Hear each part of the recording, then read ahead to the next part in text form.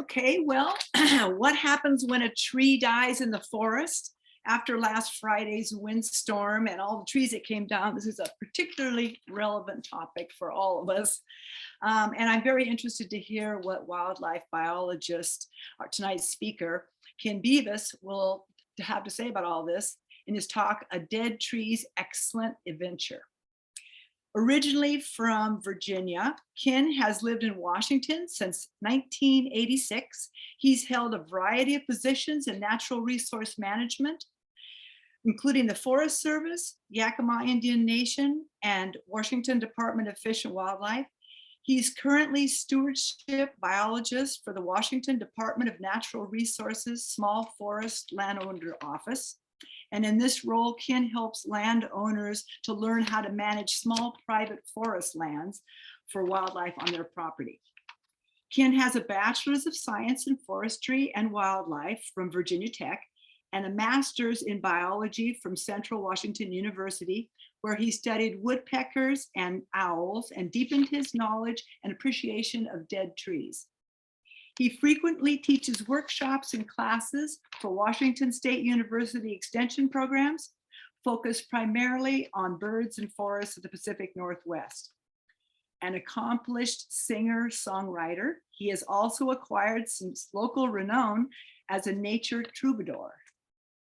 A lifelong hiker, hunter, fisherman, skier, bird watcher, and an avid naturalist, Ken continues to be fascinated with dead trees and works daily on finding humor in everything. So please welcome Ken Bevis. And if you have any questions during the talk, please just write them in the chat and he can choose when to answer questions. Perfect. Wow, who wrote that stuff? Somebody wrote it. Most of it was fiction, but that's okay. Oh, that's not true. Anyway, let me just say, everybody be sure that your microphone is turned off during the presentation. If you're having trouble with bandwidth and everything, turn off your video also. But otherwise, we'll see after Ken gets through and we want to ask questions, put them in the chat. Thank you. Go ahead, Ken. Okay. Oh, you have to enable screen sharing. I haven't. Host disabled participant screen sharing. Oh, okay. All right. Now that it should be on now. Hey, bingo. There we go. Okay. Well, okay. Let's see. Now you can see my screen here. Let's go to, there we go. All right, good. And so, hello, everybody. I am also left out in that glowing introduction was a lifetime Audubonner and had the dubious honor of being president of Kittitas Audubon at one point and the conservation chair for Yakima. And so I'm very familiar with the dynamics of Audubon. My wife was the newsletter editor for North Central for a long time, been on lots of Christmas bird counts, and I always enjoy Audubon and the dynamic that happens with it. So yeah, I'll walk through this thing here for you. Let's see here. Let me get myself squared away on how the controls work. There we go. So yeah, I try not to be too long-winded here, but A Dead Tree's Excellent Adventure. There's nothing bogus about dead wood, which is a play on the movie that was out a few years. I don't know if some of you saw Bill and Ted's Excellent Adventure, where the two lads go back in time or something, George Carlin. Well, you know, you may or may not be familiar with this kind of campy 80s classic, but they just redid it. And they're calling it Bill and Ted Face the Snag. So it's all about dead wood, basically. It's all about doing what it takes to keep dead wood in the ecosystem. So Bill and Ted Face the Snag, be sure to tune into that one. I'm just kidding, that's not true. But here we go. So in Washington State, let me do a little commercial here for what I do first, that there's about 22 million acres of forest in Washington, and small landowners who have between 5 and 500 acres, a few with that more than that, own about 3.2 million acres, and there's 219,000 of us. And I'm sure there's a bunch of small forest landowners in this virtual room tonight. And these lands are concentrated in certain parts of the state down here in Southwest. So this dark green color are the small forest lands. And so here we are down in Southwest. There's quite a bit. Look at the Centralia Chehalis Basin. Pierce and King, interestingly, have a lot. And the islands, Whidbey, the San Juans up here in Skagit, outside of the farmland, way up here in Northeast Washington, there's a lot. You go up there by Colville, Chewelah, Stevens County, Republic.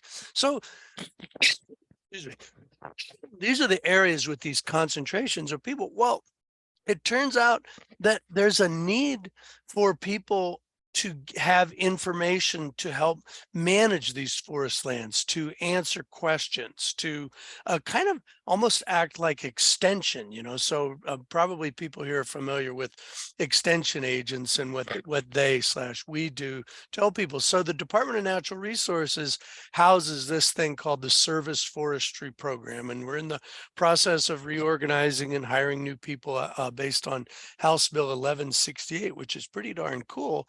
And so we have a statewide program, and I'm the wildlife biologist embedded in this organization with about 65 staff that are out there to help you. We also have partners, the Conservation District and others, but we help people know what to do with their forest, and it's a totally cool, laudable thing. And oftentimes people are really interested in wildlife habitat. So here's an outline of my presentation. I'm going to say a few things about the forest, trees, woodpeckers, primary cavity excavators, down logs, a little bit about management, because I always like to use the model that I'll say things about the habitat, the natural history of the animals that we're interested in, and then what can we do to help them, to manage for them, so it's almost like, here's what it is. Well, what can I do? And that's sort of where I'm going to go. And I'm going to end with a personal story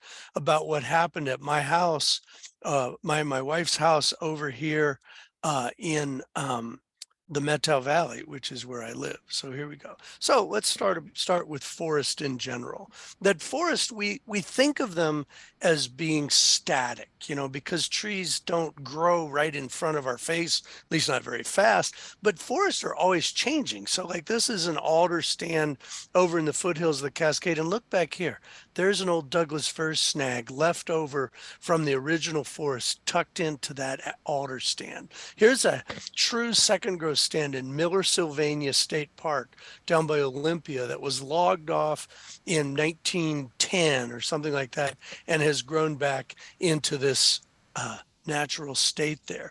Here's an old growth forest over on the Quinault, near Lake Quinault. And this stand has been 600 to 1,000 years in the making. And look at the way that trees are arranged. I think this is always so interesting. Not only their height and the species mix, but the arrangement of the trees. So these gaps in the canopy right here. And a lot of these old forests will have numerous dead stems embedded in them. And this is a really important piece of the dynamic of natural Pacific Northwest, and other forests too, but I'm going to speak to the conifer dominated forest of the Pacific Northwest, that this dead wood component, let's go backwards just a little bit. It's just starting to emerge in this stand, and in this stand, it's really not there except for in small pieces and that one piece right there. So forests are in motion and they're always changing, but they're doing it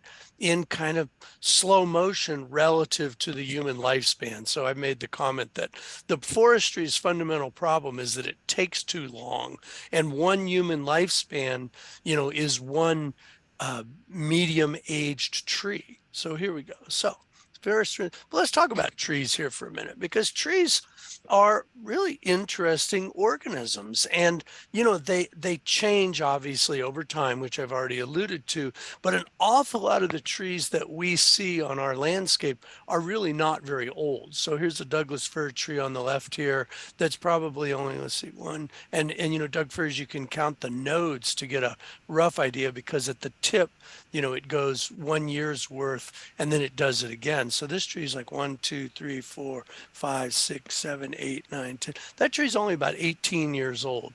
These are probably 35 or 45, maybe 60 years old, something like that. But trees change over time. And if we think of them as habitat features, that's just, because we're birders and we're really interested in that. And so a natural forest, as opposed to a managed stand, and I'm using this as a differentiation between stands that are managed under intensive forestry for a crop. And what I'm talking about are clear cuts that are replanted and then sprayed with herbicide and then allowed to grow basically to a harvestable age, and then they're cut again, which is crop forestry.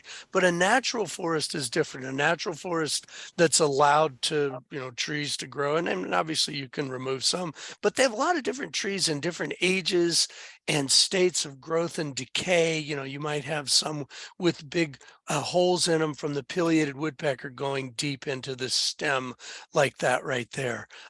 Or you might have trees that have old scars on them that tell a story of something that happened. So, for example, this is a grand fir with a whole bunch of cone scales all around it. So there's Douglas squirrels that live in this tree, but it was scarred at some point in time long ago, and it's healed all the way over. So that tree very well could be hollow. Same thing with this cedar tree right here, where it had a big scar on it and it's healed over, but the inside may actually be rotted out. So something about these forests that are changing in slow motion, not only are they growing, but trees die. Trees die regularly, and they might die a few at a time from an insect, attack, from weather breaking them off, or fungus. Various fungus often will kill trees, and the forest pathologists, that's their whole specialty, is to tell you what's in a tree, what happened to it, etc. Or a whole lot can die at once from something like a fire. Fire is classic, but there's other things that can kill a whole bunch of trees at once. So as that forest is, growing and changing, there are trees being killed or dying. Okay, and so for example, we had the Carlton, and well, shit, we've had a whole bunch of big fires. Oh, I just said, used an expletive thing when I started thinking about fires. But for example, this was taken in 2015, 1 year after Carlton, where this probably 65-year-old Douglas fir stand was completely killed. This one in this picture was taken just, I want to say, a year ago on Sherman Pass over towards Republic. And so all of those trees, that fire was 32 years earlier. Anybody been to Yellowstone? I always ask this question when I'm live, because if you've been to Yellowstone, there's still that, and that fire was in 1988. There's still literally millions of standing dead trees there. And in these Western Washington moist, slow growing forests, somebody's microphone is still on, Patty. I'm sorry to say that. We're that sometimes we'll get mortality from root rot. And when you have a forester visit and you walk around in these middle-aged Douglas fir stands, root rot actually starts, it's naturally in the forest soil, and it starts to express itself by way of killing trees when they get to be 40 to 65 years old. Well, I'm going to digress for a moment, but the forest on the islands in the Salish Sea are almost uniformly in that age class. So there's island fir is just a general expression for these closed canopy stands of Douglas fir trees, anywhere from 14 to 20 inches in diameter, and it's almost all Doug fir with a little hemlock and cedar scattered around in there. And they are the naturally regenerated forest after the first rounds of harvest and some time spent farming, because there was a lot of land conversion, but there's a lot of forest like this. And root rot is a fairly common occurrence. And what it does is it kills trees slowly in a little cluster. And I'm sure there's somebody in the group right now thinking like, yeah, I got root rot on my place. And so what root rot does, and I won't say anything about, there is no remedy, by the way. It creates a cluster of dead trees, usually in a expanding circle. So yeah, then you can have wind events, and this is so timely because in Western Washington, even though you have long interval fire occurrence, so the fire ecologist will say that the fire interval in Western Washington forest historically was on the order of 300 to 500 years.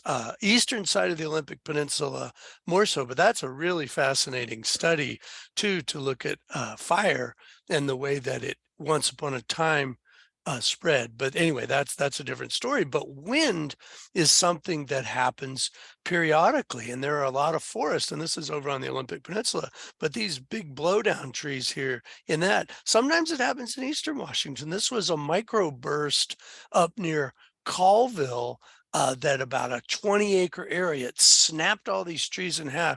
It looked for all the world like a bomb had gone off in there, which is probably kind of what you have going on Whidbey right now. And the dynamic of wind throw, a lot of times the trees that are susceptible will be exposed along the edge of say along a road or a place where there's a field and then a bunch of trees or a weird vortex. I mean, it's pretty crazy. So all of these things can kill trees, can break trees, can snap trees off. You go out in the forest and you might find some old fire scarred snag, like this one's up on Washington Pass. There's the Liberty Bell, the mountain at Washington Pass.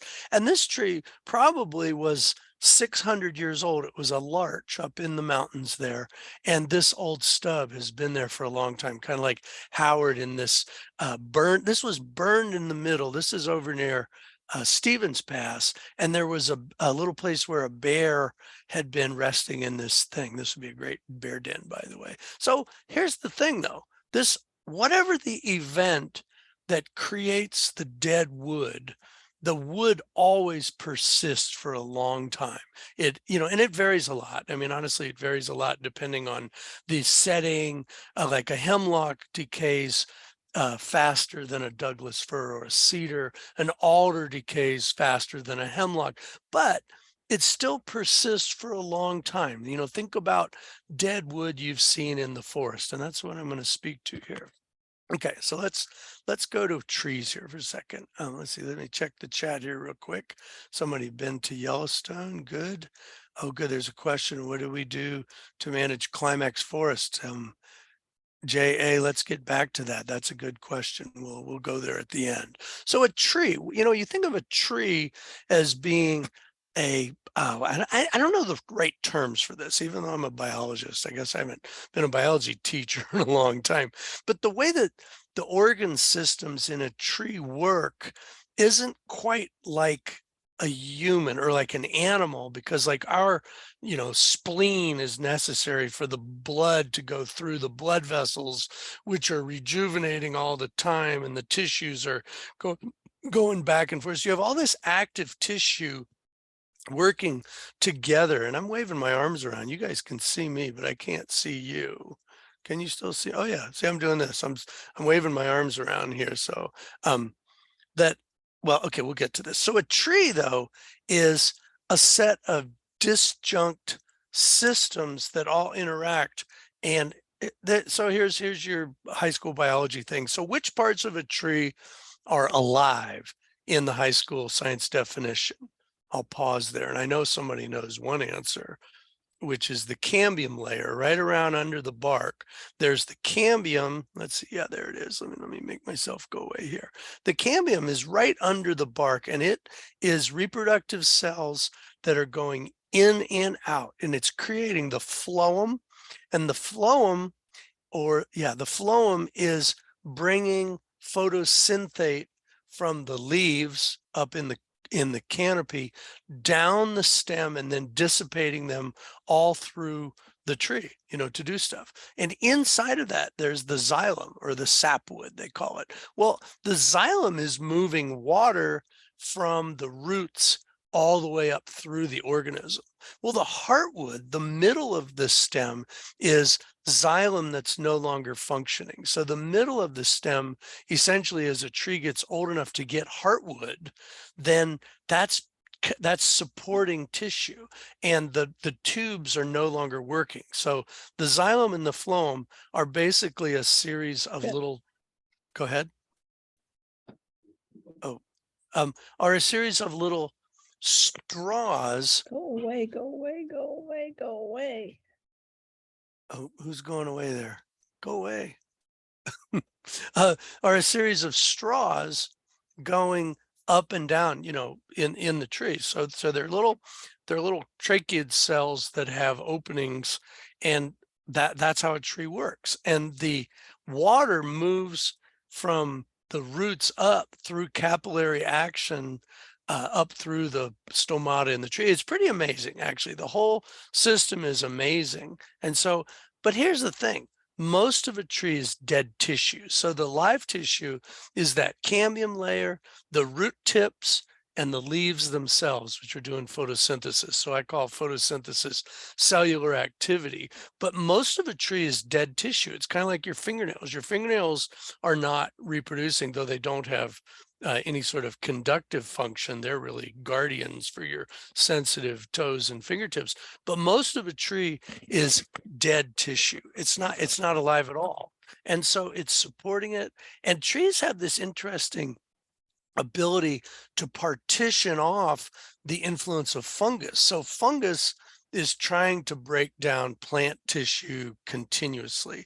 That's the whole game going on. But wood as a substance is a pretty remarkable thing, as per we know. I'm looking at Pamela working in her kitchen, and right there behind her is a ceiling made out of slices of trees. And those are lateral slices out of a tree. So when you look at a board, think of those radial, the rings, and now do these slices out of it, and that's the beautiful patterns we see in wood. So wood, anyway, so fungus is the big enemy of wood, and trees will work to keep it from breaking it down. Well, okay, so here we go. So point made. So when a tree is alive, it has all these defense mechanisms to keep fungus and insects out of it, because wood is such a marvelous substrate for biological activity. And so, a tree has its bark, that big thick layer on the outside. It's got pitch tubes. So it'll have the ability to basically expel an invader by virtue of, like what conifers have, sap. And so they'll be loaded with this. They have the waxy coating on their leaves, so a tree with its defenses intact does not have a lot of outside biological activity happening inside of it. On the outside, yeah, maybe. But when a tree is alive, it's keeping that stuff out. That's part of the whole deal. And so in the Pacific Northwest, we have a lot of trees that have very, very robust defense mechanisms and can live a long, long time. That's one fascinating thing about our Pacific Northwest, forest ecosystem. Well, when a tree dies, all of a sudden, those defenses are gone and game on. Stuff is going after that tree.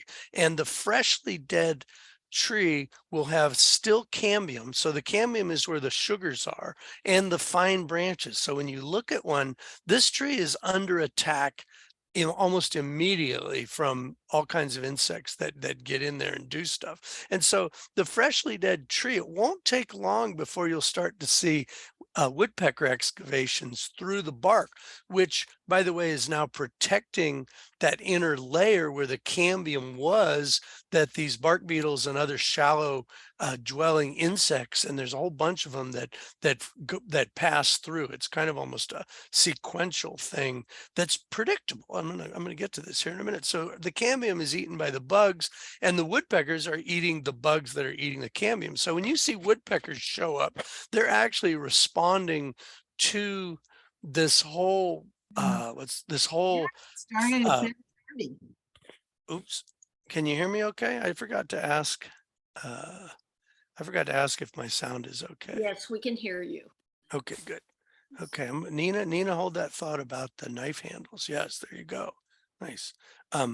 Let's see. Yeah. So anyway, so there we go. So early on, and so woodpeckers are going after the insects that are going after the wood. So the woodpeckers aren't actually harming the tree, and we'll get to sapsuckers there in a little while. They've got a interesting twist on that. And so a tree, after it's been dead for a while, that bark sloughs off, and maybe it winds up as one of these kind of silvery, dried out stems. It might be lucky enough to get a pileated woodpecker cavity in it. And we call those a hard snag. The wood goes into that. Oh, and this term snag, which, language is important. And I wish we had a different word for a standing dead tree, but snag is what it is. And it has a real negative connotation, which part of my mission in life is to help dissuade people that snags are not bad. And ultimately, it'll start to break down into a soft wood, maybe a soft standing snag, maybe it'll fall over. Well, we'll get to that. So this is a predictable sequence, which is kind of interesting that, and like I said, I did my master's on dead trees and woodpeckers. So I was focusing on primary cavity excavators, which is one of my friends, when I told him that after he'd watched me give a talk, he goes, "That explains it," meaning my longstanding obsession with woodpeckers and dead trees. But look at this. This is from a nature sign over in the Quinault. And I think this is a little bit premature, but they're basically indicating, after 10 years or whatever it is, 100 years, it's still there. And I think it's longer than that. So falls over. Now it's a log. Now it's lying on the ground and it's contributing to the soil ecosystem and decaying with its own particular sequence of things. I think this is an interesting little tidbit here, that look where these trees had blown over some years back. They were not harvested. And here's coltsfoot growing in the forest floor. Here's vine maple going around. But look on the log itself. Look at all this moss. And there's different species of moss on the down log than on the maple standing next to it. So they can be this pretty remarkable substrate for different things. So yeah, I got ahead of myself there a little bit. And then the old, classic, a nurse log. So here's a spruce tree growing right out of a tipped over tree that's still pretty much, identifiable as to what it is. And here's another one laying across that won't decay as fast because it's up in the air. So it's drying out a little bit. Here's one with moss and ferns and all kinds of cool stuff going there.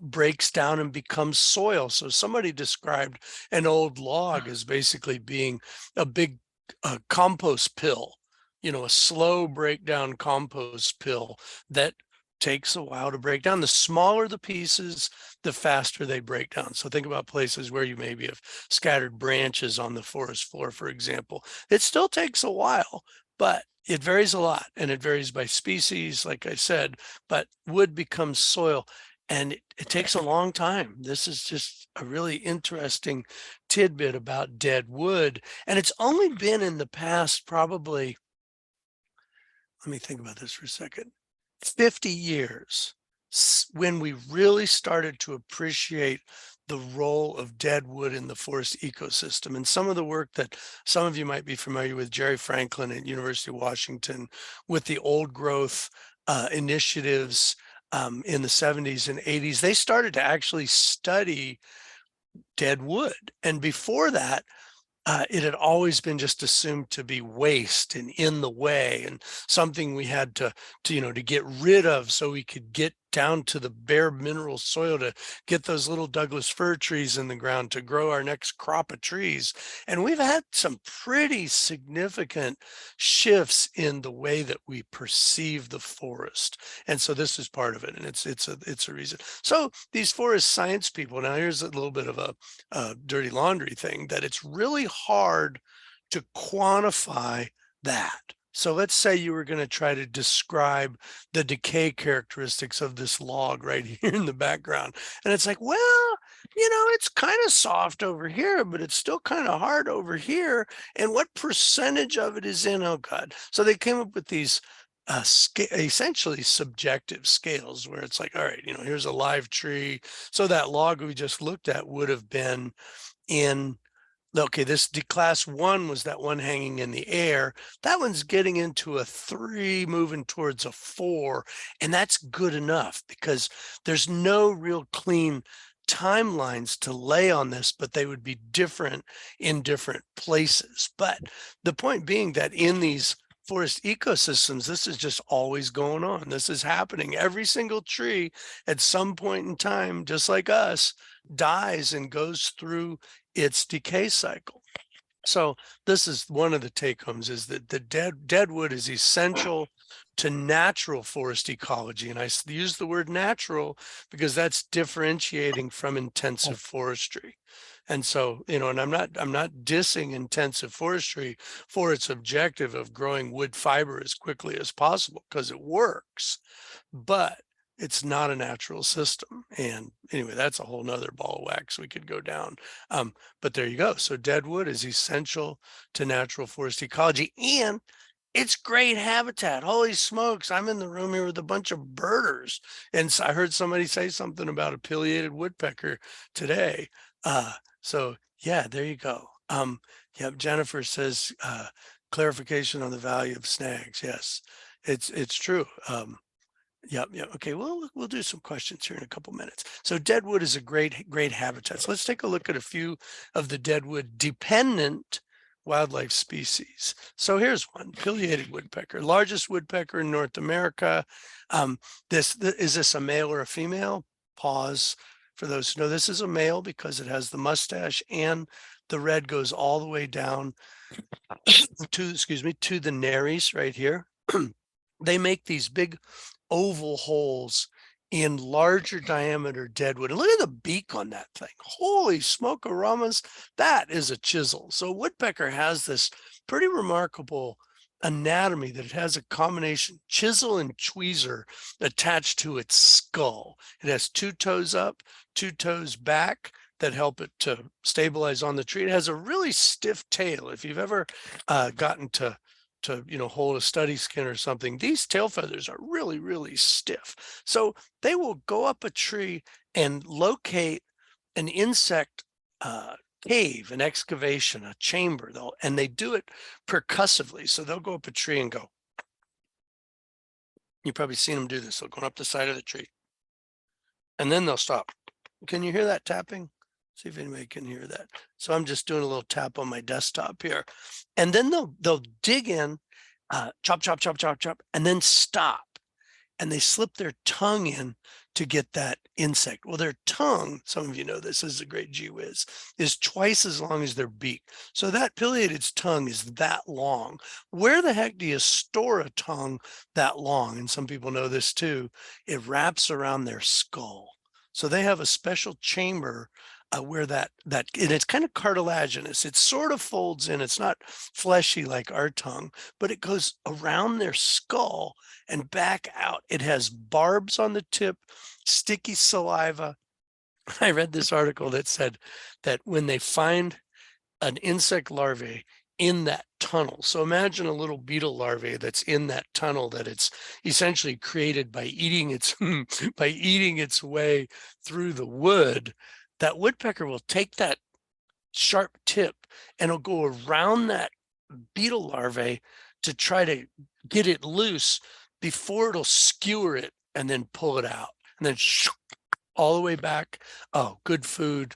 And so they have a really rich source. Well, pileatids go deep into stems and will eat carpenter ants. So some of these trees that have a hollow middle that are still alive. And and that thing about the compartmentalization, you can have a lot of bigger trees will have this showing that it's got heart rot and maybe even a shelf fungus like this, but the tree's still alive because the other side of it's still going. But pileateds go deep into trees to get carpenter ants and wood boring insects. So when you see that big oval hole, and they have big home ranges, their home ranges can be thousands of acres. They'll travel a long ways between patches of forest that have the good stuff, and they must have a nest tree and roost trees big enough for them to get into somewhere in that territory, which you probably do on Whidbey Island. And I'm guessing that there's some people participating here who are thinking like, yeah, down on the creek bottom, we've got that big cedar tree with those big holes in it. So pileateds are totally cool. I planted this snag in my yard and this one came outside. This is the kind of thing they're eating. That's a wood boring grub, and you might wonder how I trained this pileated to sit still. Well, he's actually a taxidermied woodpecker. You can kind of tell he looks a little rough. And this came out of a piece of wood that I split, but it's like, that's the kind of thing they're going in there after, is these wood boring insects. And Woody woodpecker indeed was modeled after the pileated woodpecker because Bert Lance, I got this his history, was on his honeymoon. He was a Hollywood cartoonist, and there was this woodpecker that kept doing this quick, quick, quick, quick, quick, quick, quick, quick, quick, quick, quick, quick, quick, quick, quick, quick, and he thought it sounded utterly crazy. And think about Woody woodpecker. That is pileated woodpecker. He was on his honeymoon and he modeled a cartoon character after an actual wild creature, although he didn't have 4 fingers per hand like that. So there you go. How about that, huh? Now you got a little tidbit here. Red nape sapsucker, that's your east side migratory sapsucker. And sapsuckers put that, I should put this in here, but that row of holes in live trees where they actually wound the tree down into the cambium, and the tree will ooze sap, and the sapsucker will eat that sap. Over there on Whidbey, help me out here. It's the red Red-bellied. Thank you, red-bellied sapsucker, which are variations on a theme. They used to call them all yellow-bellied, but red, right? So you're red-bellied, and do they winter there? Help me out here. Do they winter on Whidbey? Yes. They do. That's what I thought. Yes. Okay, there we go. Yep. Diane, good. Okay, good. Yep. Diane Sheldon helping me out there with the decay. Yes, so they do winter there, and they generally don't kill the tree, but they'll go back. Now, check this out. Next time you see those rows of sapsucker holes, they don't use the same hole every year, and they'll go back to a tree and open up a row of holes, but not the next one below it. There's a whole bunch of other species that will use that, and I bet somebody in this room has seen this, that hummingbirds will actually go up and sip the sap from a sapsucker excavation. And I even saw a red squirrel one time over here in the Methow go up to a sapsucker row and was eating the sap that was coming out of the tree. So it's an interesting kind of a keystone role, and it will eventually kill sometimes branches on fruit trees and things, but on a healthy tree, in general, it's like successful co-evolution. I was going to call it parasitism because the tree probably doesn't get anything out of it, but there we go. Okay, and a hairy woodpecker, this is a female because there's no red on the head, about the size of a robin. Look at that, 2 toes up. There they are. So there's a couple of them. The downy and hairy, there's the birders nemesis, and I know everybody in this group can tell the difference. The downy's the little one that actually works more on softer trees. So look at the size of the beak on this one. That little guy needs to go into an alder, a willow, a cottonwood. They can try for those bigger trees, but in general, you need something like a hairy woodpecker to get into a bigger tree. The nuthatches, the flickers are soft tree excavators because their beak is kind of rounded. Oh, and I meant to say this too, is woodpeckers don't get concussions because of the architecture of their skull. It used to be thought because of padding in their brains. It turns out it's more complicated than that. But they basically have skull architecture that prevents them from brain damage from this crazy habit of banging on trees with their heads and a chisel attached to it. It's a crazy thing. So yeah, scientists sometimes study this primary excavators in deadwood ecology. I gave this away in my introduction, and I'm sure a lot of you have gone over to Ellensburg and checked this thing out at the library. There's 4 copies in existence. There's one in the library. I gave one to my major professor. I gave one to my mom. She's gone. I kept one, my mom. So now I have 2. I have 50% of the global copies of this 20th century science, basically a book. So we haven't finished the movie yet, but I might need some Auduboners to help me with that. Did you ever see that movie, The Big Year, the fun birdwatcher one? Because I was thinking about maybe modeling something about the woodpecker study after that. So stay tuned on that. Okay. Thank you. Oh, good. I was see this when you do this, you can't hear anybody laugh. So give me an LOL every now and then or something. If Well, you can if one of us unmutes for a second. okay, if you got a good laugh going, hit me with the unmute. I appreciate that. Okay. You remember back in the days when they talk about the midnight DJs? You know, the weird guy sitting in his basement turning all the weird records. That's what this is like. I'm sitting in my basement office over here in the dark talking to myself. So anyway, I'm having fun. So here we go. All right, so here we go. Let's see. Oh, okay. So PCEs, primary cavity excavators, those are the woodpeckers. And woodpecker is a descriptive term for a group of birds that have this common life history of excavating wood for food, and they make a nest cavity. They have this really interesting habit of, you know, you see the little round hole on the outside, and they'll make a new one every year, or they'll clean one out. They got to go work on these things. They just have to. It's what they do. And they use that chisel on the front of their head to chop, chop, chop. And hopefully everybody here has watched a woodpecker doing this, because it's totally remarkable that they'll chop, chop, chop, chop, and then throw it, and chop, chop, chop, chop, and then throw it. And then they've got to go inside of that hole and do the same thing, like hanging sideways inside of it. The males do the excavations, the females. And so while they're doing this, there's a second kind of tapping that you hear. And I meant to say this earlier, but that's, so it used to be when I was studying woodpeckers, if somebody say like, oh yeah, Ken studies woodpeckers, the question people would come up with was, why are they banging on my chimney? it was always something about nuisance woodpeckers. Well, what they're doing is the male in the spring, and I know we've all heard this, and I know there's people here who've had it happen. I've had it happen on my house. The male is showing off. He's percussively displaying to attract a female, and then once they pair up and they do their courtship, he builds the cavity and she checks out. And sometimes they say, no, you know what, make me another one. So here they go inside of the hole, you know, chopping this thing out. Well, this is a great place to raise young, you know, because birds, and actually our discussion before the talk started about the hawks, you know, going after the little birds at the feeders. It's a tough world out there, man. Predators and baby birds are what's the word, sought after prey items by all sorts of things, from hawks to jays to chipmunks to squirrels, and birds will defend their young.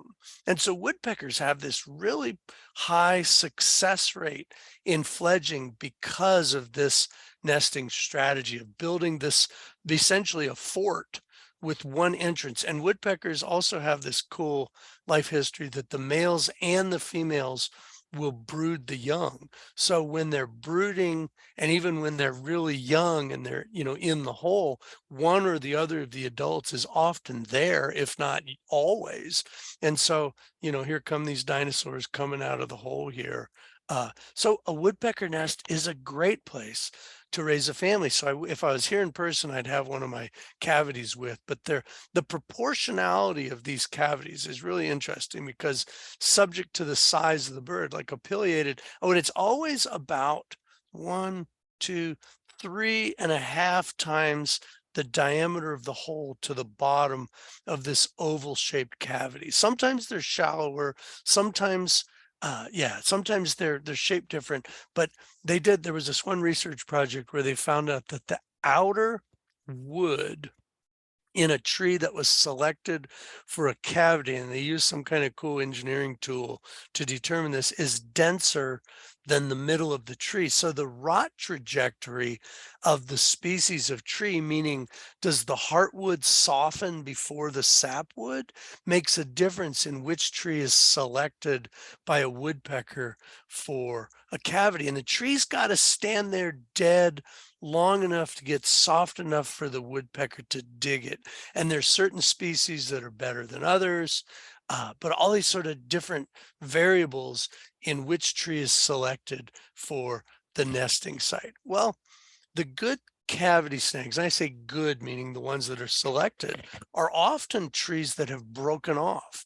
And this totally makes sense because now you have rot trajectory going directly into the wood from that broken place. So here's an old flicker cavity that had kestrels in it in a broken off ponderosa pine. Here's a broken grand fir that's got 1, 2, 3, 4. Here's one that's kind of past its cavity phases, but now you might have other creatures living under the bark, or even things that don't necessarily excavate a cavity nesting in this one. Here's one. This is a totally cool Douglas fir, broken off, and it's got 1, 2, 3, 4, 5.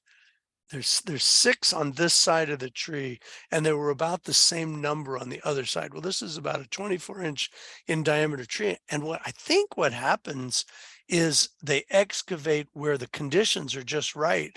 And when a broken tree stands long enough like this, they'll just move right down the stem as it softens on its way down. So that's a really good one right there. So I say good, meaning ones that are selected. This one, a Western larch, I know it's a Eastern Washington tree, but are the best for cavity excavation because the sapwood is hard and the middle gets soft. So this tree right here, the landowner that I visited, and I forgot to say this, I've visited a lot of landowners, and I believe Chuck Pettis, I think I came to visit you there at the Earth Sanctuary, if I'm not mistaken. But anyway, this tree right here has got 1, 2, 3, 4, 5, 6, 7, 8, 9, 10, 11, 12, 13, 14, 15, 16, 17. There was like 22 woodpecker cavities on this side of this tree. And the fellow that owned this property told me that that tree looked just like that when he had bought the place 35 years earlier. And so it was like, wow, that structure had provided nesting substrate for 30, he knew it for 35 years. And by the way, since then, this burned and that tree is toppled over, but that had been providing that habitat for a long time. Here's another one. There's a broken off one. And here's one that hasn't broken, but it had a bunch of cavities in it too. So those are really good ones. Here's one from over on the Olympic Peninsula. Oh, there you go. Oh, good job, Chuck. Yep, that was you, Chuck. I want to come back. And here's a big Sitka spruce from over on the Olympic Peninsula that had cavities in it too. So those are good ones for that.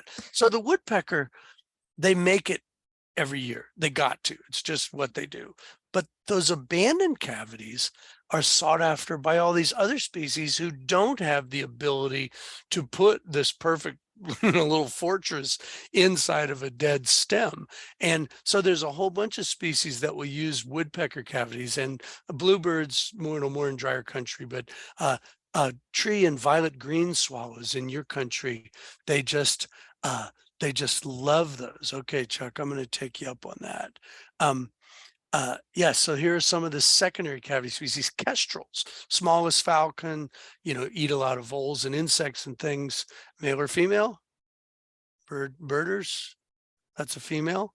But they're secondary cavity species, meaning secondary, they're using the ones created by someone else. Lots of little birds, the chickadees, I mentioned the swallows, wrens, brown creepers. These are things that need a place to get inside. Now, there are a certain number of habitat features that occur because of breakage and, bark sloughing and just other almost random events in that interesting life of a tree. But the woodpecker has this ability to essentially perfect that. I mean, like that round hole down there 3 times. Oh, it's just great stuff. Little owls. So are the little dinky owls, the toot owls, I like to call them, because the saw-whets and the screech. Do you get pygmies over there on Whidbey every now and then? You probably do occasionally. Is that correct? But the little owls are all obligate nesters in something, and they love cavities. So no owl in the world makes a nest. They've got to find some place that's flat enough and sheltered enough to do their nesting. And so these little owls really, really, really like abandoned woodpecker cavities. See, there it is, like this screech owl. I love this photo of a screech owl, actually a branch scar in a cottonwood. So this may be one of those cases where the branch broke off, the woodpecker came along, hollowed it out somewhat, used it, but there's a hollow tree right there that this screech owl was using. So there's owls. For some reason, this always just cracks me up. A cavity nesting duck? What?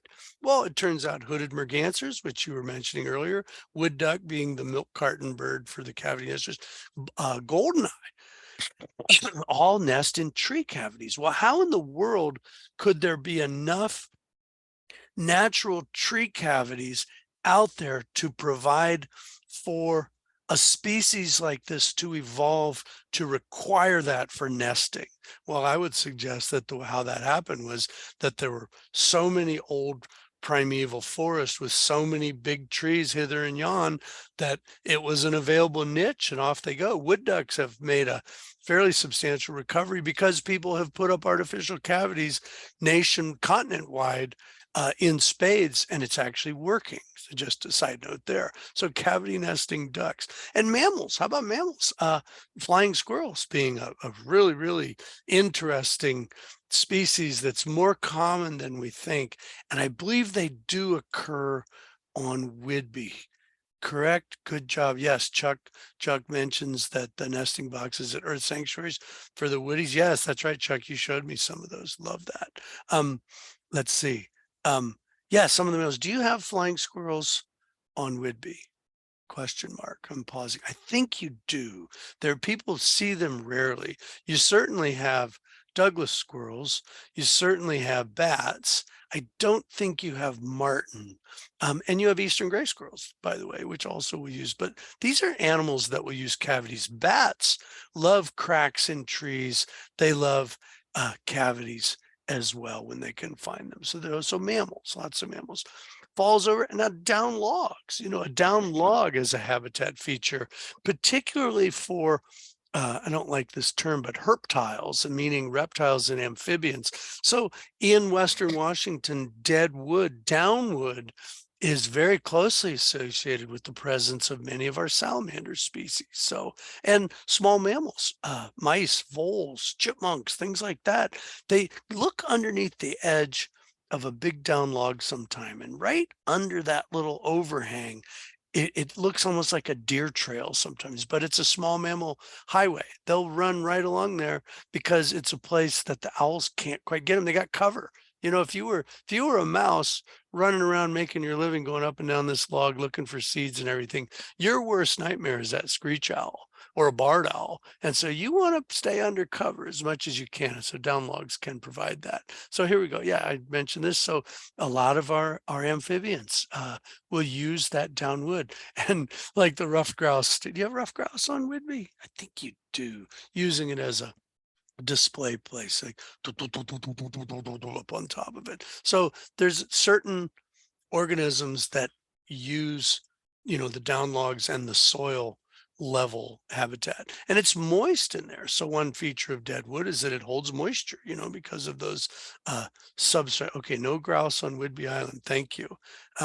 Digress for a moment that the how do I say, species compositions of the different islands is totally fascinating, having gotten to go out to the different San Juans and to Whidbey compared to the mainland. It's so interesting how different they are. So anyway, but it's moist in there, for example, and you do have tree frogs out there or chorus frogs. And here I pulled back this bark on a field day to show insect channels, and it was this frog. So I thought that was cool. So let's see, yeah. So these down logs, they last a long time too. So this is that thing about, wood persisting. Thank you, forgive me there for a little H2O dihydrogen oxide. So they last a long time. And so when you see something like this in the forest, look at that tree growing out of this down log. That's a pretty big tree. So this is from over actually back at that Quinault thing. And they had this sign, like an interpretive sign right there, suggesting that this tree had fallen over about 150 years ago. And, that obviously was a crude estimate, but look at the size of these trees growing out of that down log. Here's a specific example that I really like to throw in here. So this is over by Moclips, and this was a spruce stump. And this nice landowner, she's putting her hand in the springboard stumps, where back in the day, great grandpa loggers with the crosscut saws cut down this great big Sitka spruce tree. And by the way, is it moist at Moclips? That's sort of a really loaded loaded question.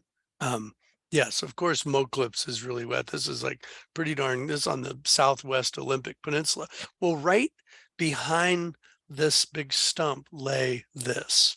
And this was the butt log, and that's an old time loggers term for the piece that they couldn't use. For whatever reason, it was too big, it was the wrong length, but they had cut down that tree, took the top of it, and went and made airplanes or whatever they made out of that Sitka spruce back in 1910. But look at this thing, 100 years later, a Sitka spruce, which is kind of soft wood, is basically intact. So this is telling us something about the decay trajectories. So try this sometime when you're out in the woods. Go down and paw around in the duff, next to a piece, and look how it changes as you go deeper. But there's a lot of air in here. There's a lot of interstitial space for little critters to live in, and you don't go there very long. You'd be really lucky to bump into a salamander, but this is where they go. When do you see salamanders on the surface? Right on the bed if you're interested in this. I'm going to go brush my teeth so you watch for a while. Okay. Oh, sorry. Yeah, you see them on the surface in the early spring and sometimes in the fall. Where are they the rest of the time? This is where they are, down there with let's see, what is that? That's a springtail. Here's a millipede. Here's a termite. It's just really cool. I didn't get the slide, but apparently ensitinas will guard their eggs. So this is the ferocious salamander that eats these guys, guarding her eggs down in the duff. It's pretty darn cool. There's a lot going on there. Well, I got to throw in a mention of fungus, because there's a fungus among us, and there's all those marvelous statistics about the biomass in a Pacific Northwest forest, that there's a huge proportion of it is actually in fungal mycelium. So the mycelium they're not roots, they're mycelium. And these tendrils are really most of what is a fungus, and they're all overlapping. There's multiple species of fungus acting at any given time to break down all that living material. And when you see a mushroom, that's the apple to the apple tree. That's the fruiting body. And so the Pacific Northwest is kind of a great kingdom of fungus. There's lots and lots of this stuff because the conditions are perfect, particularly in those wetter forests. So I just think that's a really significant point, because there's all this ecosystem that flows from that, and dead wood is foundational to that. So where there's a fungus among us, and we are in the great kingdom of fungus. That rotting woods feeds the soil grows the plants, which grow the everything. So it basically everything, so there's a wondrous creature right there, is a banana slug. That's amazing. So, and if you're lucky, you might find some chanterelles that you get to eat. But if you don't know your mushrooms, don't eat them. Hot tip right there. So one of my punchlines, deadwood associated species. There's a lot. It's somewhere between 25 and 40% of forest vertebrate species are dependent on dead wood for some key part of their life cycle. And obviously woodpeckers with their snags, but the rough-skinned newt, oh gosh, just there's so many. The red tree vole, even the Douglas squirrel needs a place to go inside of. The rubber boa living under the log, on and on. You can just scan that list and start thinking about it. This is why I push this point with small landowners, because people will often have this frankly, mistaken notion that they want to clean up their forest. And whenever I hear that, when I'm talking to my landowners, I'm sure many of our listeners here have, in their professional life, there was something that people would say that was so misguided that your internal reaction couldn't be reflected on how you respond externally. It was like, well, maybe you really don't need to clean up all of that dead wood. Perhaps your aesthetic of tidiness is misapplied in the forest ecosystem. I guess that's semi tactful, but yeah. Oh, Gary and Diana, you did notice. Yeah. Squatch, you never know, Squatch might be out there. They might need cavities. Anyway, so yeah, so there's a lot of stuff that requires the dead wood for their life cycles, and we can provide it in the way that we take care of our forest and our habitats. So obviously we'll get to hazard and everything, but they're very important habitats. It's ecologically important. I love this. Such trees are dead, true enough, but theirs is a lively death indeed. There's more going on in a dead tree than there is in a live tree, and that's just one of those, like, I'll be dipped, between wood-boring insects, pileated woodpeckers, nesting screech owls, bats under the bark, etc. A live tree is kind of boring, really. You might get a bat on the outside of it. You might get a squirrel up there on the branch, but you're going to have more happening in that dead tree, habitat-wise. Okay, so we're going on to my last section here. How am I doing on time, Patty? Am I going on too long? I think I'm okay. Is everybody okay? Well, I think we're okay. We're enjoying this. Okay, good. All right, good. Well, if you gotta go get a beer or brush your teeth, well, you know what? Let me pause here. Let's do a couple questions right now. I got Bigfoot. Okay, I'm getting some answers. There's screech owls. Okay, there are a few screech owls. Lots of quail. That's interesting. And those quail are California quail, not native to Whidbey, but they're one of those creatures that just is. And I want to really compliment Chuck Pettis and the work they're doing at Earth Sanctuary. Chuck is working hard to regrow an old growth forest. If you haven't been there, go there. It's marvelous. And it's just a wonderful, wonderful project. Yep. So we got weights of decay. Nina notes she makes knives and the fungus makes the wood look pretty cool. Okay, let's see. That last quote was by Elliot Norse, who I think he wrote a book about wilderness. So yeah, okay. So let's go with this. So I've done a lot of forest management stuff for years, and you would hear something like, well, there's plenty of snags out there. So you could go into a room now, and this is progress, I might add, with a group of informed natural resource types or Auduboners. And if we were in person, I would do this right now. I'd say, how many people here know before tonight that a dead tree is a valuable habitat feature for birds and wildlife? And pretty much everybody knows that now. It wasn't long ago we didn't necessarily know that. So that's progress. So that means, okay, if we want to have birds on the landscape, what can we do to help to help wildlife? So what do we do? Well, I'm going to go back here for a second. Here we go. So our typical even age harvest, and this is a Weyerhaeuser clear cut. Look at that straight line.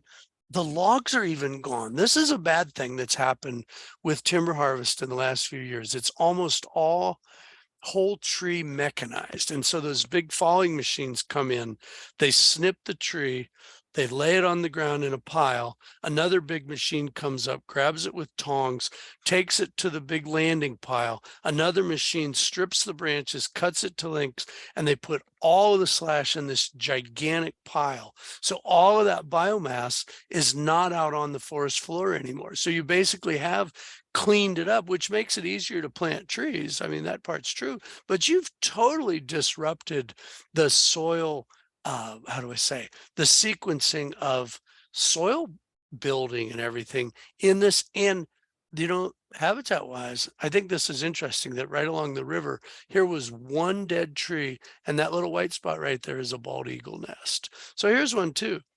People are scared of trees, and sometimes we should be. Patty's comment about worried about them falling through the house is true.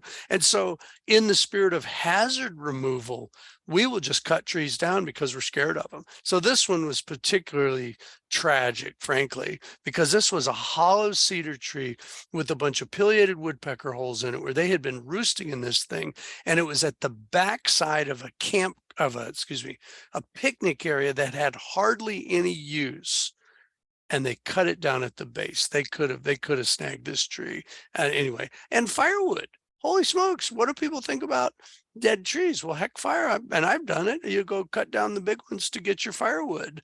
And so fuel wood and hazard and efficiency in logging are three things that cause us to remove these things from the ecosystems, which is just how we do it. Okay, Ken, fine, we get it. These are important habitat features. Well, how many do we actually need?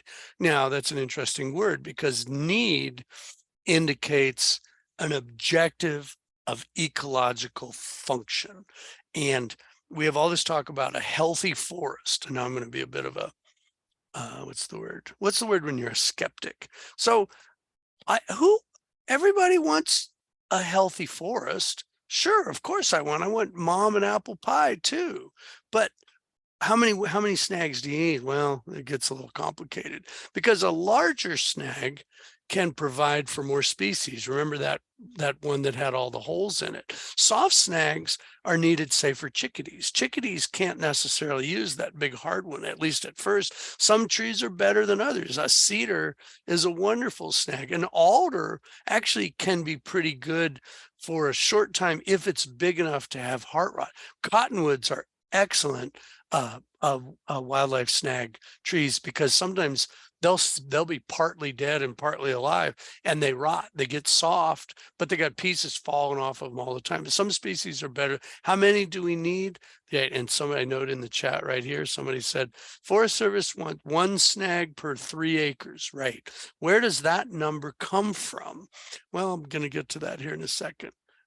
So in Washington, our forest harvest are actually regulated by the Department of Natural Resources. We have a forest regulatory division. And if you've ever been around harvest on state and private land, it's one of the best run environmental regulatory operations around because they have these best management practices standards. Whether in Forest Service too, I might add, whether you agree with them or not, and they have inspectors. Those are the forest practices foresters who will go out and will put a tape measure on the ground and say, your stream buffer is, good enough, not enough. Well, they also have this requirement that says 2 wildlife trees per acre by definition that provide habitat for cavity nesting species. Well, does that mean feeding? Does that mean nesting?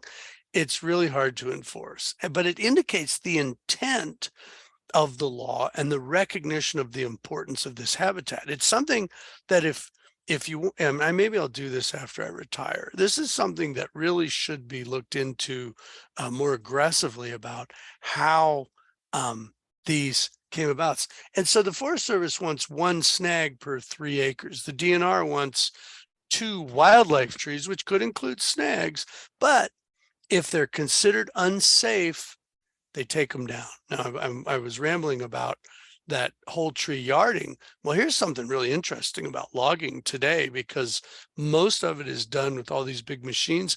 It's way safer than it used to be. You can actually go through a logging unit, leave standing dead trees, and even if they bumped them, they're not going to crush some poor guy on the ground.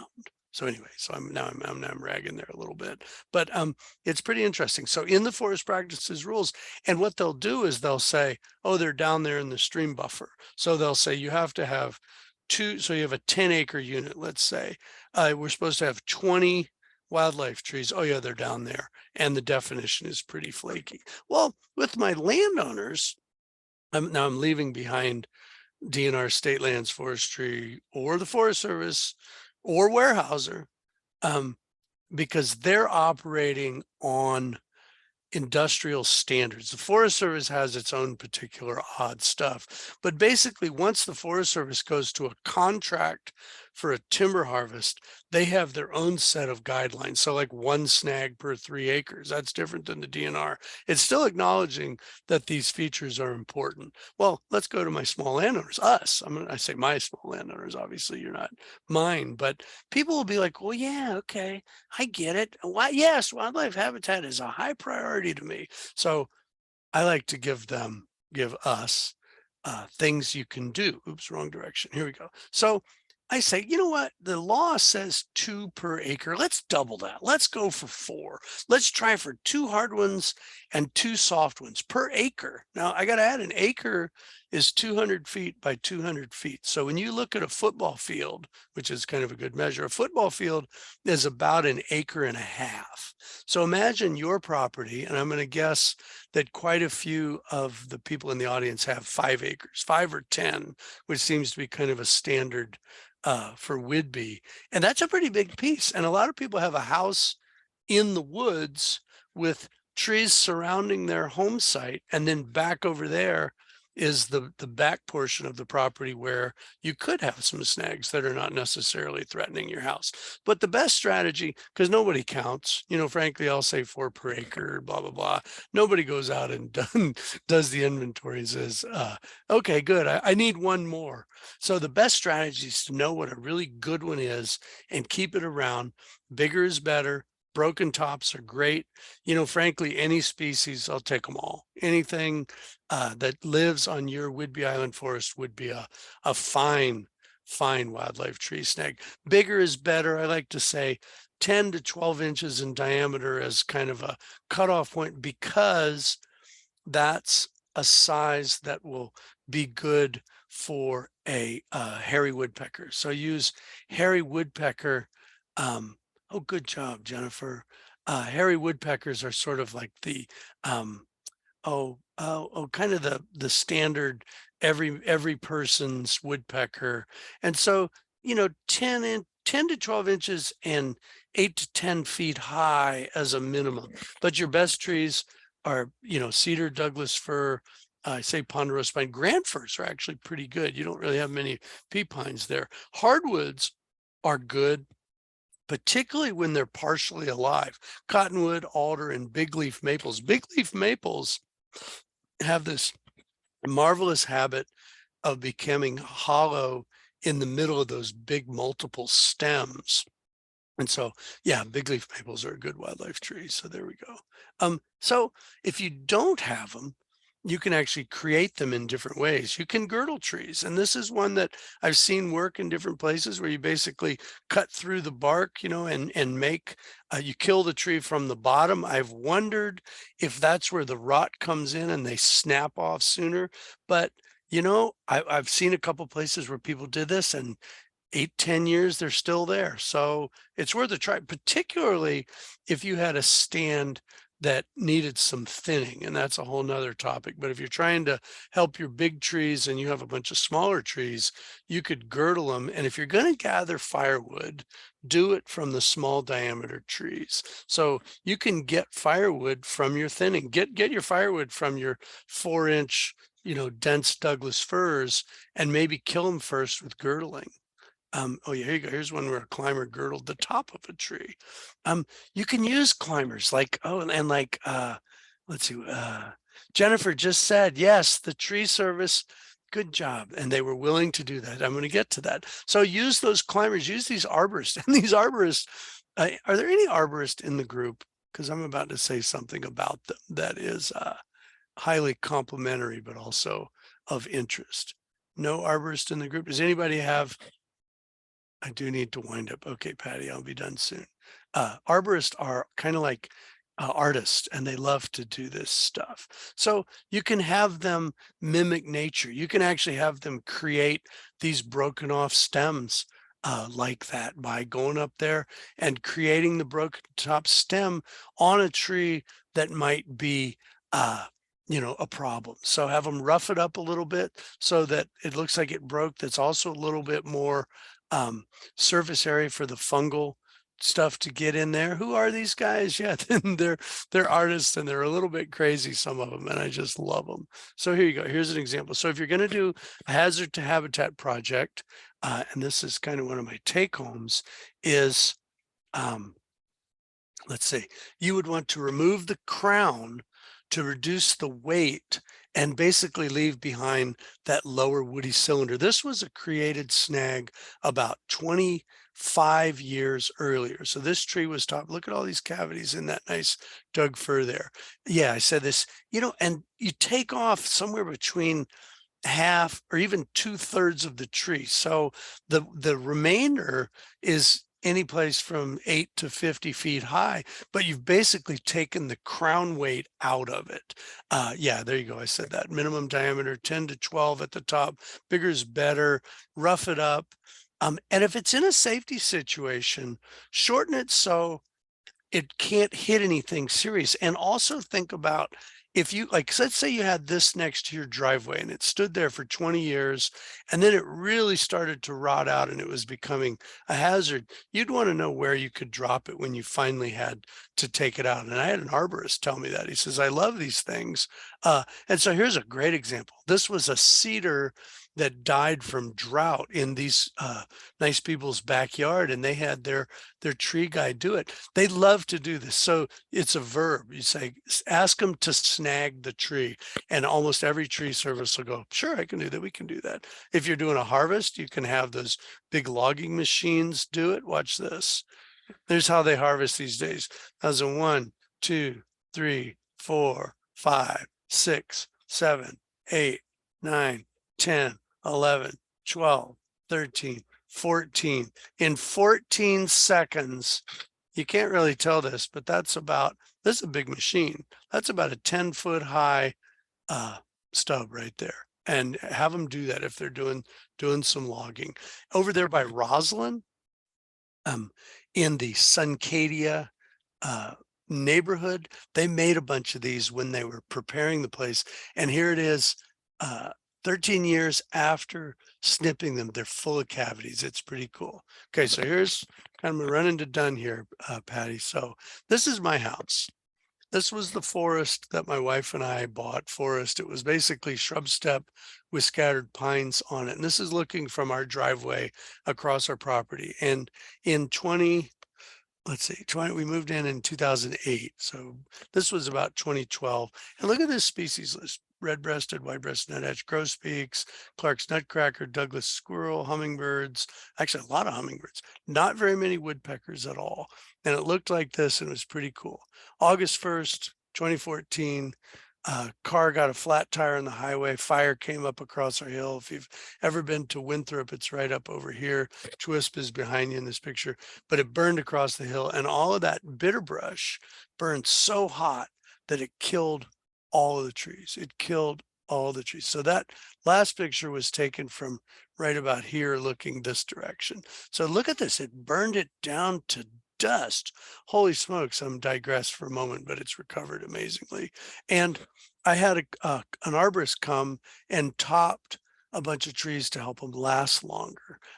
Well, here we go. Look at this list. This was 2 years ago, but 6 years after the fire. And look how the vegetation, all the shrub layers recovering. These things were breaking off, and I had had, like I said, I had a bunch of them topped. Look at this species list. We had kestrels, hairy woodpeckers, Lewis's woodpeckers, flickers, bluebirds, tree swallows, violet green swallows, pygmy nuthatch. It almost is a completely different bird list. And we had more birds in my snag patch. I just think it's so interesting that the guy that studied snags owns a snag patch. So this tree right here, there was a kestrel nest and a flicker cavity in the top. There was, oh yeah, and a flicker made a cavity. That was a flicker cavity from the year before. And down at the bottom here was another flicker cavity that a bluebird was in. So over the course of 6 years, this tree had gotten a whole series of cavities in it. And so I just thought that was pretty darn cool. Lots of birds using the dead trees. So here's my finale here. The take-home messages that deadwood, vitally important to forest ecosystems. Yep, about a third of our forest species need it. It can be provided for in management, and in settled settings, arborists can have a key role because, like Jennifer just told us, they were able to make a really valuable habitat features. So you know what, when somebody says, I want to clean up my forest, one of your Auduboners or your parks department, this is, you know, people who manage trail systems, a lot of them have gotten the message, but you can have your county arborist, you know, essentially create wildlife snags whenever possible. So here you go. So a healthy forest, back to my litany on it. What is a healthy forest? It includes dead wood. It includes dead wood in adequate amounts to provide for this full suite of native species. So a healthy forest is also a healthy ecosystem. So you might have a log like this, or you might have a cavity like this. You know, you might have a spectacular dead tree like that one right there. And so, yeah, that's kind of what I had. I wanted to remind you of the importance of these things. It's a little bit wide ranging in terms of where my pictures are from, but it totally applies to Whidbey. Here's some friends that let me use the photos, Greg Thompson in particular, but Contron too. And yeah, hit me with a few questions here if you want.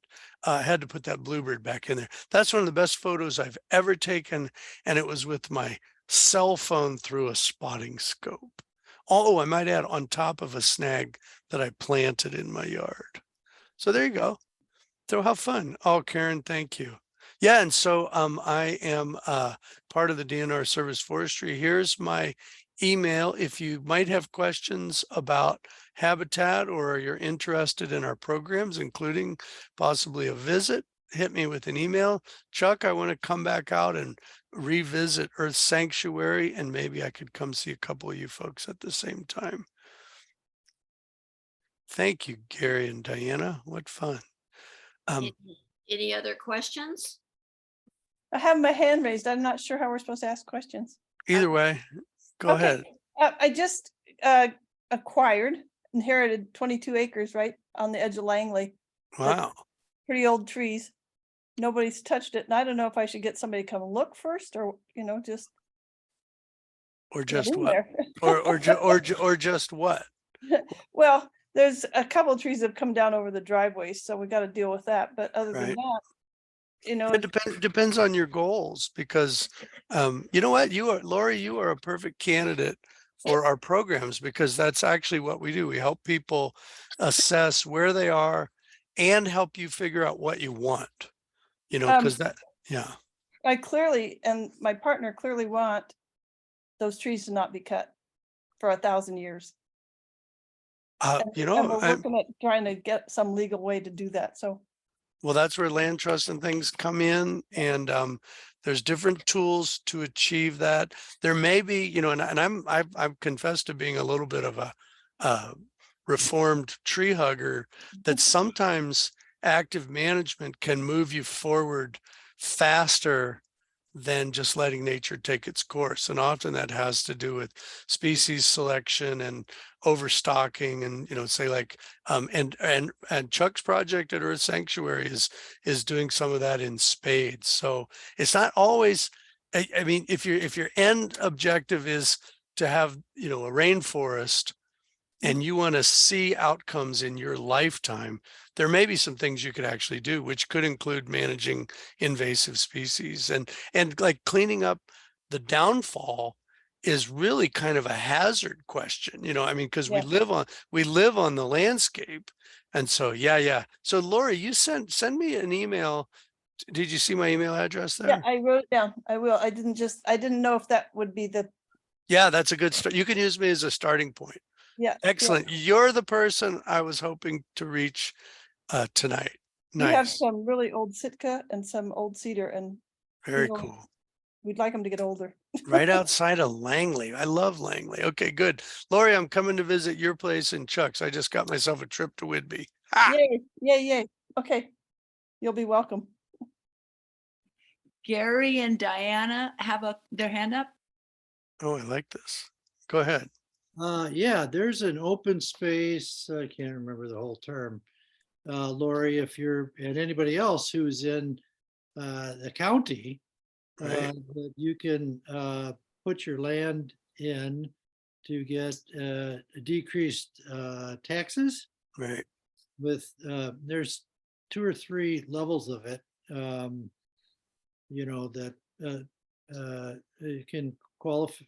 you can qualify for. Right.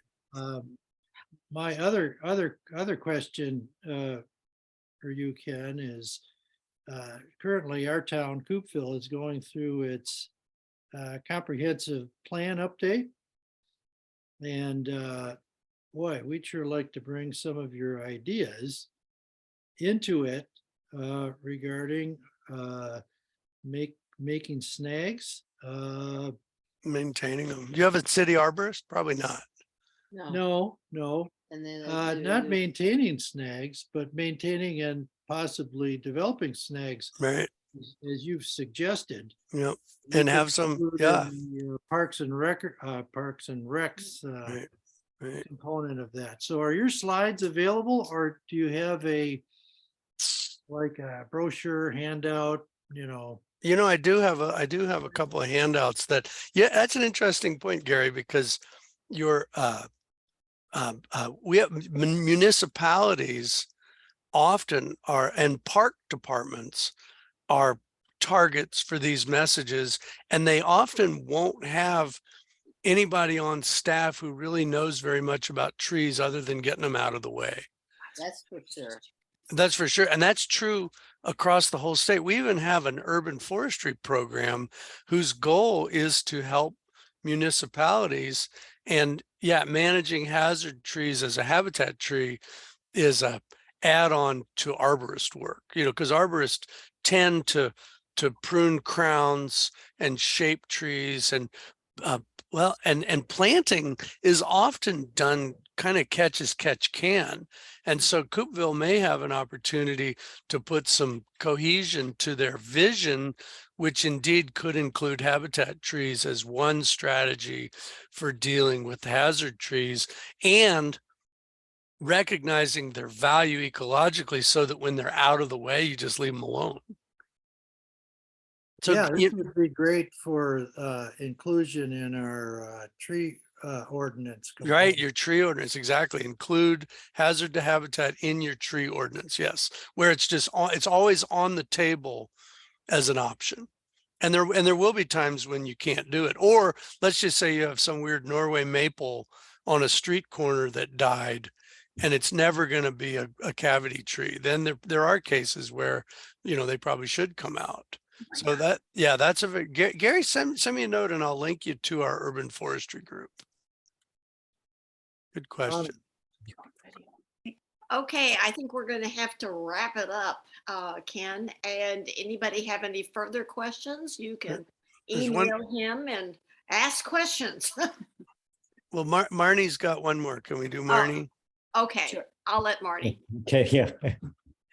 Yeah, hi Ken, thank you. Wonderful Marnie. presentation, and Thank you. Marnie's my wife, but yeah, I've been doing a lot of cleanup here near Langley since the windstorm. And one of the things that I've learned to do in the last few days is I've taken some of the fallen trees that have huge root balls, and I've cut them off at about 20 feet and stood them back up. And Oh, nice.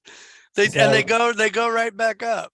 oh, it was That's terrifying the first couple, but by the time I got to the sixth one, Ah. I'm feeling comfortable now. Ah, And I think that there'll be beautiful snags, but the question is, all of the brush that I'm taking away from them, should I be tamping it down so that it'll rot quicker? doesn't matter. Oh, just let it go. Well, so because the brush layer in your country there, you can cut it off and it'll sprout back. The root mass is still there. Mm, And so, and I'm suspecting that, okay, the tree tipped over, it created that big umbrella. It's gonna re-encroach in that hole. I mean, if it makes you feel better, sure, but it's gonna grow back. Your brush layer is gonna come back. well, And so- I'm talking about all the foliage, so all the branches that I limbed off. oh, I see. So I limbed the logs, then I trimmed it until the stump stood back up. Okay. But it's all that stuff, that debris that I Yeah. created in the If it's not in your way, just let it break down in the forest. Because Okay, it will. great. In 3 or 4 years, it'll be, it molders away. And if you want to do something for the chipmunks, make a brush pile. Oh, You can okay, well, that's what I've been doing. consolidate. Yeah. Great. So hit me with questions. I love this stuff. It's what I do. And that comment about the municipality and individuals. So yeah, I'm here as a resource, and I love my job, and I love Audubon, and dead trees are cool. So I think you're in. Ken, quit sharing your screen, and then we'll ask everybody to come back on video and to thank you and give you Okay. a round of applause, because we really do appreciate it. Okay. How do I turn it off? Well, you go up to your screen at where it says that green part up there at the top. The green part at the top. There's a green part that, As you're viewing Ken. Oh, being- stop share. Got it. Boom. There you go. Hey, there we go. Hey, look at that. yeah. There we Oh, go. fun. What fun. Thank All you. right, now everybody come on and show your faces. Let's clap to them, okay? Oh, Thanks very much. It is really fun. hard to give a speech whenever you can't get response from the audience. So I really am glad oh. to see it. Thank you. I will say one odd outcome of COVID was we did, Washington State University Forestry Extension does really nice programs. And we did a whole bunch of seminars on, doing this. And we had like hundreds of people from all over the country watching. So it was a really weird thing that our audience expanded. So anyway. So Well, I thank know you. the audience expands, but there's nothing like hearing applause and laughter and things like that. It's true. Your presentation was really It's marvelous. wonderful. Thank Very Oh, thank you. Thank you so much. Thank Yay. you. Thank you. Well, Thank you. we'll do it. Oh, thank you. We'll do it in person next time. Okay, let's do it. Thank you for coming, everybody. Let me Night. take Thank Bye, you, Patty. Patty. Good night. Good night. Okay, bye. On Bye-bye. the last day on earth, I will plant a tree. That's right. Okay. You're breathing. Thank a tree. Thank you so much, Ken. Oh, what fun. Thank you. Thank you for having me. This was great fun. Oh, we just really enjoyed It's it. wonderful. Ken, send me your address, okay? If you and I Oh, okay. disagree, Forest Center. Plant a tree. At if the you Open and Center. I disagree, but the elm agrees with me, Okay. I missed the email address. Can I get that? I'm right. Ah, Ken.Bevis Ralph Waldo Emerson. at DNR.gov. yeah. You can find me. If you Google my name, you'll get my work. Yeah. Okay. Okay. Thank you. Thank you. Thank you. Thanks, everybody. Bye-bye. Bye-bye. Trying to figure out how to.